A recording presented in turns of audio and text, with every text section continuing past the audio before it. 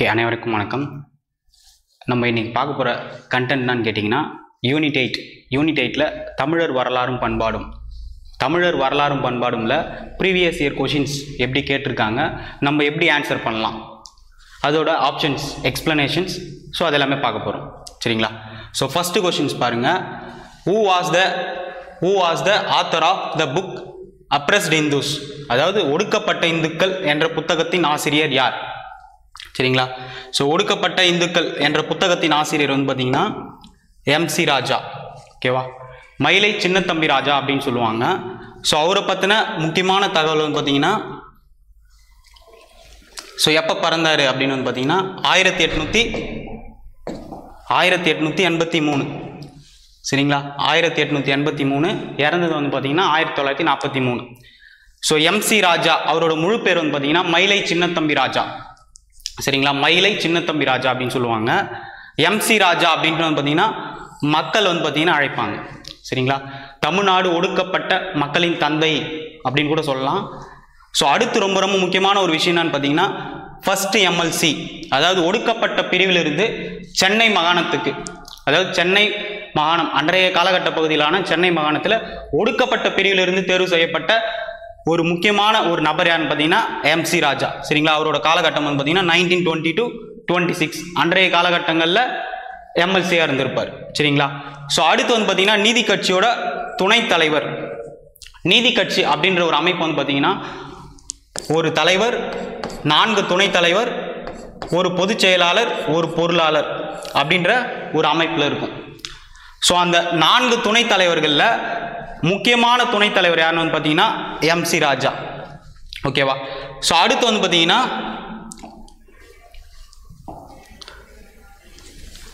அடுத்து ரொம்ப முக்கியமான என்னன்னு கேட்டிங்கன்னா 1928 அகில இந்திய ஒடுக்கப்பட்டோர் நலச்சங்கம், all India depressed class people associations, அதாவது அந்த அமைப்போட தலைவராக இருந்திருப்பார், உருவாக்கி. ஸோ ஒடுக்கப்பட்ட பிரிவு மக்களுக்கு என்னென்ன தேவைகள் அப்படின்றத வந்து பார்த்தீங்கன்னா எடுத்து அரசாங்கத்துக்கு வந்து பார்த்தீங்கன்னா தெரியப்படுத்தியிருப்பார். ஸோ அடுத்து ரொம்ப ரொம்ப முக்கியமானது என்னன்னு கேட்டிங்கன்னா பறையர் பல்லர், அதாவது அன்றைய காலகட்டங்களில் பறையர் பல்லர் அப்படின்ற வார்த்தைக்கு பதிலாக ஆதி திராவிடர், ஆதி ஆந்திரர் அப்படின்ற வார்த்தையை வந்து பார்த்தீங்கன்னா முதல்ல பயன்படுத்த வைத்தவர் யாருன்னு கேட்டிங்கன்னா எம்.சி. ராஜா தான். சரிங்களா? ஸோ அடுத்து வந்து பார்த்தீங்கன்னா வீரையன் பற்றின ஒரே ஒரு தகவல் மட்டும்தான் இருக்குது. ரொம்ப முக்கியமானது வந்து பார்த்தீங்கன்னா அன்றைய காலகட்டங்களில், சரிங்களா, 1800 1900 காலகட்டங்களில் வந்து பார்த்தீங்கன்னா ஒடுக்கப்பட்ட பிரிவை சார்ந்த மக்கள் வந்து பார்த்தீங்கன்னா பொது இடங்களில் நுழைவதற்கு நிறைய தடை இருந்திருக்கும். சரிங்களா? அந்த தடைகளை தகர்த்தெறியறதுக்கு ரொம்ப முக்கிய காரணமாக இருந்தவர் வந்து பார்த்தீங்கன்னா ஆர் வீரையன். ஸோ இவர் கூட இருந்தவர் வந்து பார்த்தீங்கன்னா யாருன்னு கேட்டிங்கன்னா இரட்டைமலை சீனிவாசன்.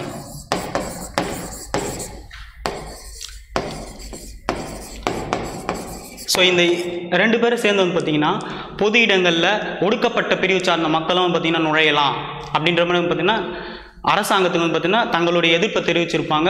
ஸோ அரசாங்கமாக வந்து பார்த்தீங்கன்னா ஆணையை பிறப்பிச்சு ஸோ ஒடுக்கப்பட்ட பிரிவை சார்ந்த மக்களும் வந்து பார்த்தீங்கன்னா பொது இடங்களில் நுழையலாம் அப்படின்ற ஒரு சட்டத்தை கொண்டு வந்திருப்பாங்க. அதுக்கு முக்கிய காரணமாக இருந்தவங்க வந்து பார்த்தீங்கன்னா வீரையன், இரட்டைமலை சீனிவாசன். சரிங்களா? ஸோ அப்படி வந்து பார்த்தீங்கன்னா மீறி யாராச்சும் தடுத்தா அவங்களுக்கு அபராதம் வந்து பார்த்தீங்கன்னா அன்றைய காலகட்டங்களில் 100 ரூபாய் வந்து பார்த்தீங்கன்னா ஃபைன் அப்படின்ற மாதிரிலாம் அரசாங்கம் தெரிவிச்சிச்சு. ஸோ இது போல் வந்து பார்த்தீங்கன்னா நிறைய தகவல்கள் இருக்குது, நீதி கட்சி சார்ந்த தகவல்கள். ஸோ அடுத்த கொஸ்டின் நம்ம பார்க்கலாம். ஸோ அடுத்து வந்து பார்த்தீங்கன்னா which one of the following is not, இது ஹார்ட் இல்லை, not, which one of the following is not the achievement of justice party rule, அதாவது கீழ்கண்டவற்றில் ஒன்று மற்றும் நீதி கட்சியின் சாதனை அல்ல. இதுதான் நம்ம வந்து பார்த்தீங்கன்னா கரெக்டாக பார்க்கணும். சாதனை கேட்குறாங்களா, சாதனை அல்ல அப்படின்றது கேட்குறாங்களா? சரிங்களா? சாதனை அல்ல அப்படின்றது கேட்டிருக்காங்க. ஸோ ஃபர்ஸ்ட் ஆப்ஷன் பாருங்க, 1921-22 1921 மற்றும் 22ஆம் ஆண்டின் வகுப்புவாத அரசாணைகளை நிறைவேற்றியது. ஓகேவா? Passing communal GO of 1921 and 22. So இது வந்து பார்த்தீங்கன்னா நீதி கட்சியோட முக்கியமான சாதனைகளில் ஒன்று. ஏன்னு வந்து பார்த்தீங்கன்னா வகுப்புவாத அரசாணை கம்யூனல் ஜிஓ வந்து பார்த்தீங்கன்னா கம்யூனல் ஜிஓ 2 ரிலீஸ் பண்ணியிருப்பாங்க. 1921 செப்டம்பர் 16, 1922 ஆகஸ்ட் 15. ஓகேங்களா? ஸோ இந்த வகுப்பாத பிரதிநிதித்துவம் இதை ஜிஓ பில் பாஸ் பண்ணவர் யான்னு கேட்டிங்கன்னா பா முனுசாமி. சரியா? பில் பாஸ் பண்ணது பார்த்தீங்கன்னா பா முனுசாமி. அதை முன்மொழிந்தவர் யாருன்னு கேட்டிங்கன்னா சண்முகம்.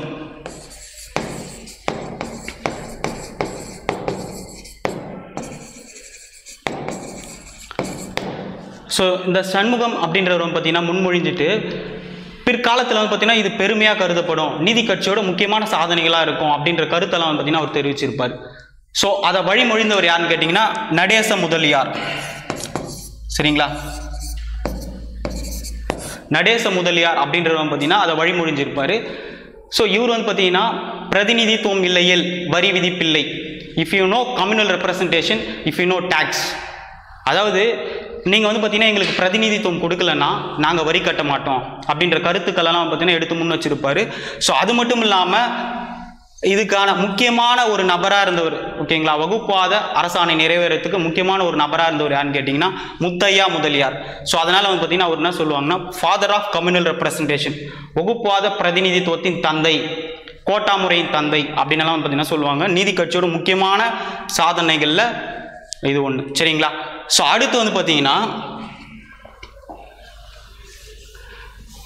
ஸோ இது பார்த்தீங்கன்னா சாதனை ஒன்று. ஸோ அடுத்து பார்த்தீங்கன்னா செகண்ட் பார்த்தீங்கன்னா 1924 பார்த்தீங்கன்னா ஸ்டாஃப் செலெக்ஷன் கமிஷன், அதாவது அரசு பணியாளர் தேர்வு ஆணையம் பார்த்தீங்கன்னா உருவாக்கியிருப்பாங்க. 1929 பப்ளிக் சர்வீஸ் கமிஷனாக மாற்றிருப்பாங்க. பப்ளிக் சர்வீஸ் கமிஷனாக மாற்றுறதுக்கு காரணமான கமிட்டி எதுன்னு கேட்டிங்கன்னா லீ கமிட்டி. சரிங்களா? ஸோ இதுவும் பார்த்தீங்கன்னா நீதி கட்சியோட முக்கியமான சாதனைகளில் ஒன்று. சரிங்களா? ஏன்னா அல்லதான் கேட்டிருக்காங்க. நம்ம அடுத்த ஆப்ஷன் போகணும். அடுத்து பார்த்தீங்கன்னா பெண்களுக்கு வாக்குரிமை வழங்கப்பட்டது, ரொம்ப ரொம்ப முக்கியமான ஒரு சாதனை. ஏன்னா பார்த்தீங்கன்னா அன்றைய காலகட்டங்களில் 1921, ஓகேவா, 1921 காலகட்டங்களில் 1921 காலகட்டங்களில் பார்த்தீங்கன்னா முதல்ல பார்த்தீங்கன்னா பெண்களுக்கு பார்த்தீங்கன்னா வாக்குரிமை அப்படின்றது பார்த்தீங்கன்னா கொடுத்துருப்பாங்க. முதல்ல வாக்களித்தது எந்த காலகட்டம்னு கேட்டிங்கன்னா 1926 சுப்புராயன் அமைச்சரவையில் தான் பார்த்தீங்கன்னா முதல்ல பார்த்தீங்கன்னா வாக்களிச்சிருப்பாங்க. ஸோ இப்படி பார்த்தீங்கன்னா வாக்குரிமை வேணும் அப்படின்றதுக்கான பில் பாஸ் பண்ணவர் யாருன்னு பார்த்தீங்கன்னா நினைவு சரியாக இருந்தால் கிருஷ்ணன். சரிங்களா? ஸோ இதெல்லாம் பார்த்தீங்கன்னா ரேர் டேட்டா. ஸோ அதுவும் பார்த்தீங்கன்னா நீதி கட்சியோட சாதனைகளில் ஒன்று. சாதனை அல்ல அப்படின்றது தான் கேட்டிருக்காங்க. ஸோ ஃபர்ஸ்ட் என்ன பார்த்தோம், 1921-22 பார்த்தீங்கன்னா வகுப்பாத ஆணைகள். ஸோ அது பார்த்தீங்கன்னா நீதி கட்சியோட சாதனை. ஸோ செகண்ட் ஆப்ஷன் என்ன பார்த்தோம், அரசு பணியாளர் தேர்வு ஆணையம். ஸோ அதுவும் பார்த்தீங்கன்னா நீதி கட்சியோட சாதனை. ஸோ அடுத்து தேர்ட் ஆப்ஷன் சி என்ன பார்த்தோம், பெண்களுக்கு வாக்குரிமை. ஸோ அதுவும் பார்த்தீங்கன்னா நீதி கட்சியோட சாதனை தான். அப்போ சாதனை அல்ல அப்படின்றது எதுன்னு கேட்டிங்கன்னா ஒத்துழையாமை இயக்கம். சரியா? ஒத்துழையாமை இயக்கம் அப்படின்றது தான் பார்த்தீங்கன்னா நீதி கட்சியோட சாதனை அல்ல. ஏன்னு பார்த்தீங்கன்னா ஒத்துழையாமை இயக்கம் அப்படின்றது பார்த்தீங்கன்னா காங்கிரஸ் பார்த்தீங்கன்னா பிரிட்டிஷை எதிர்க்கணும் அப்படின்றதுக்காக கொண்டு வந்த ஒரு கொள்கை தான் பார்த்தீங்கன்னா ஒத்துழையாமை இயக்கம். ஆனால் நீதி கட்சியோட சாதனைகள் பார்த்தீங்கன்னா அடுத்தடுத்து கொடுத்துருக்கிறதுனால ஸோ ஒத்துழையாமை இயக்கம் தான் இதுக்கான ஆன்சர். சரிங்களா? ஸோ அடுத்த கொஷின் என்னன்னு பார்த்தீங்கன்னா which of the following journal is not associated with Subramaniya Bharathi? அதாவது கீழே கொடுக்கப்பட்டுள்ள இதழ்களில் எது சுப்பிரமணிய பாரதியுடன் தொடர்புடையது அல்ல? சரிங்களா? கொஸ்டின் பார்த்தீங்கன்னா தொடர்புடையது அல்ல அப்படின்றது பார்த்தீங்கன்னா கேட்டிருக்காங்க. ஸோ ஆப்ஷனில் பாருங்க, இந்தியா விஜயா அப்படின்றது பார்த்தீங்கன்னா பாரதியார் அப்படின்றது பார்த்தீங்கன்னா நம்ம காலங்காலமாக படிச்சிருப்போம். சரிங்களா? ஸோ அந்த ரெண்டு ஆப்ஷன் பார்த்தீங்கன்னா நமக்கு தெரிஞ்ச ஆப்ஷன். ஸோ அப்போ எது ரெண்டு சம்மந்தப்பட்ட ஆப்ஷன்ஸ் இருக்கலாம்னு பார்த்தீங்கன்னா option A, option D. New daily அப்படின்றது பார்த்தீங்கன்னா பாரதியாரோட ஒரு இதழ். நியூ இந்தியா அப்படின்றது பார்த்தீங்கன்னா அன்னி பெசன்ட்.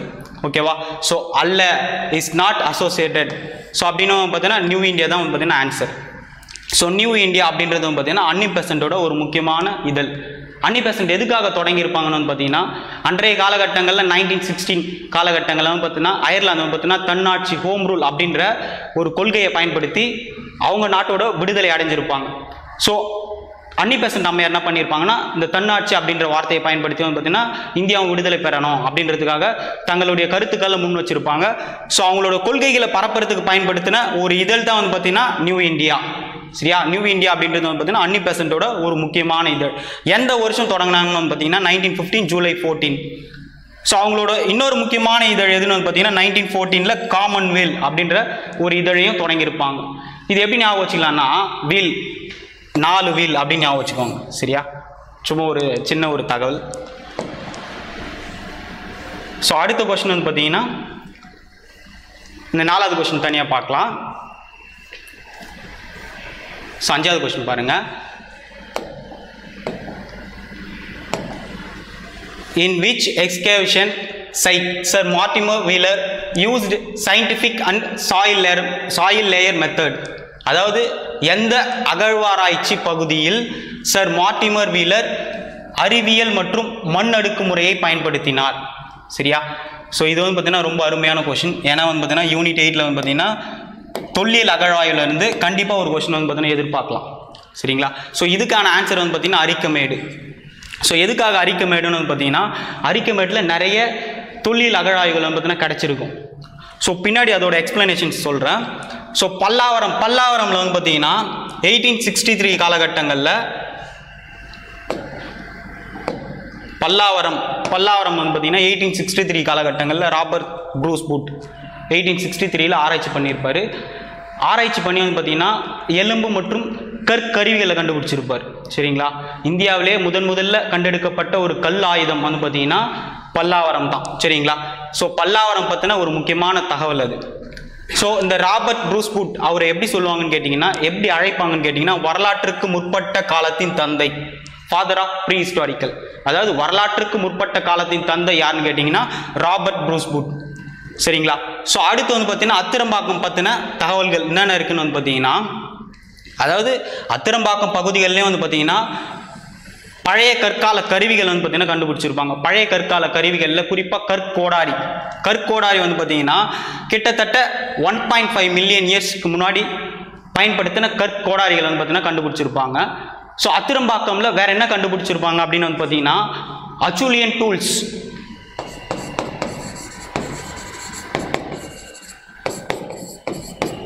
அதாவது அச்சூலியன் கருவிகள். இது வந்து பார்த்தீங்கன்னா ரொம்ப முக்கியமான ப்ரீவியஸ் இயர் கொஸ்டின், ஆல்ரெடி கேட்ட கொஸ்டின். அச்சூலியன் டூல்ஸ் எங்கே கண்டுபிடிச்சாங்கன்னா அத்திரம்பாக்கம். அதை தவிர வேற எந்த இடத்துல கிடைச்சிச்சுன்னு வந்து பார்த்தீங்கன்னா பிம்பேட்கா. சரிங்களா, இந்த 2 இடத்துல கிடைச்சிருக்கும். சரிங்களா, இது வந்து பார்த்தீங்கன்னா ரொம்ப முக்கியமான ஒரு தகவல். ஸோ அதை தவிர வந்து பார்த்தீங்கன்னா கொசஸ்தலை ஆற்றுப்படுகை, அந்த பகுதியை சார்ந்த கொசஸ்தலை ஆற்றுப்படுகை வந்து பார்த்தீங்கன்னா மனித நாகரிக தொட்டில் அப்படின்ட்டு வந்து பார்த்தீங்கன்னா சொல்லுவாங்க. ஸோ இதுவும் வந்து பார்த்தீங்கன்னா ஒரு முக்கியமான தகவல். ஸோ அடுத்து வந்து பார்த்தீங்கன்னா அரிக்கமேடில் வந்து பார்த்தீங்கன்னா நிறைய பொருட்கள் கிடைச்சிருக்கும். ஏன்னா இந்த கொஸ்டினுக்கான ஆன்சர் வந்து பார்த்தீங்கன்னா அரிக்கமேடு. ஸோ அரிக்கமேடில் வேற என்னென்ன தகவல்கள் இருக்குது அப்படின்றது வந்து பார்த்தீங்கன்னா பார்க்கலாம். ஸோ 1944 காலகட்டங்களில் வந்து பார்த்தீங்கன்னா அரிக்கமேடு அப்படின்ற பகுதிகளில் வந்து பார்த்தீங்கன்னா சர் மார்டிமர் வீலர் அப்படின்றத பார்த்தீங்கன்னா ஆராய்ச்சி பண்ணியிருப்பார். ஸோ ஆராய்ச்சி பண்ணி என்ன கண்டுபிடிச்சிப்பான்னு கேட்டிங்கன்னா சங்க காலத்திய பொருட்கள் வந்து பார்த்தீங்கன்னா கிமு 3ஆம் நூற்றாண்டு முதல் கிபி 3ஆம் நூற்றாண்டு காலகட்டத்தை சார்ந்த சங்க காலத்திய பொருட்கள். சரிங்களா, குறிப்பாக ரோம் நாணயம் வந்து பார்த்தீங்கன்னா அரிக்கமேடில் கிடச்சிருக்கும். அதை தவிர வந்து பார்த்தீங்கன்னா ரோம் வணிக நிலையம் அப்படின்ட்டு வந்து பார்த்தீங்கன்னா அரிக்கமேடு சொல்லுவாங்க. அதாவது ரோம் ட்ரேட் சென்டர். ஸோ அதை தவிர வேறு ஏதாச்சும் கிடச்சிருக்கா அப்படின்னு வந்து பார்த்தீங்கன்னா நிறைய கிடச்சிருக்கு. அதில் முக்கியமானது வந்து பார்த்தீங்கன்னா மஸ்லின் துணி. அன்றைய காலகட்டங்களே வந்து பார்த்தீங்கன்னா மஸ்லின் துணிக்கு சாயம் போட்டிருக்காங்க. Evidence for dyeing muslin cloth எங்கன்னு வந்து பார்த்தீங்கன்னா அரிக்கமேடு தான். சரிங்களா, ஸோ மஸ்லின்